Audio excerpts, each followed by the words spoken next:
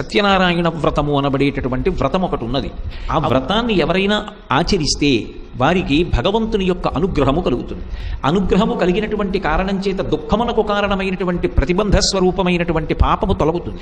తొలగి ఈశ్వరానుగ్రహం చేత వాళ్ళు అనుకున్నటువంటి అవసరాలు ఏ ఉన్నాయో ఆ అవసరాలు సిద్ధిస్తాయి. అందరూ వ్రతం చేయడానికి ప్రాధాన్యం ఇచ్చేటువంటి వ్రత కథ సత్యనారాయణ వ్రత కథ. కట్టెలు కొట్టేవాడు వ్రతం చేస్తాడు, ఒక బ్రాహ్మణుడు వ్రతం చేస్తాడు, ఒక రాజు వ్రతం చేస్తాడు, ఒక గొల్లవాడు వ్రతం చేస్తాడు, ఒక షావుకారు గారు వ్రతం చేస్తారు. ఆయన లేకపోతే ఆయన భార్యా కూతురు వ్రతం చేస్తారు. ఎవరికీ అభ్యంతరం చెప్పని ఏకైక సామ్యవాద కథ సత్యనారాయణ వ్రతం. అక్కడ ఎవరికి దెబ్బ తగిలింది? షావుకారుకి ఎప్పుడు దెబ్బ తగిలింది? వాళ్ళ అల్లుడికి ఎప్పుడు దెబ్బ తగిలింది? అసత్యం చెప్పినప్పుడు జరిగిందమ్మా. వ్రతం చేయడం ప్రధానం కాదు. అక్కడ వ్రతం చేస్తామంటే తప్పకుండా చేసుకోవాలి అంటే అంతరార్థం ఏంటంటే ఎవరికైనా మాట ఇచ్చామంటే తప్పకుండా చెయ్యాలి. మనం వ్రతం చేస్తాం ఏట కాదమ్మా, నెల 2 సార్లు ఏకాదశి నాడు అన్నవరం పరిగెత్తేసి 100 మెట్లు ఎక్కేసి వ్రతం చేసేస్తాం. మెట్టు దిగ్గానే అబద్ధాలు మొదలెడతాం. ఎందుకంటే మన స్వార్థం కోసం. వెళ్ళిందేమో సత్యనారాయణ వ్రతం. నేను ఆకాశం నాడు వెళ్తాను, ఆకాశం నాడు వెళ్ళి ఎవడొద్దున్నాడు. ఇక్కడ జీవితంలో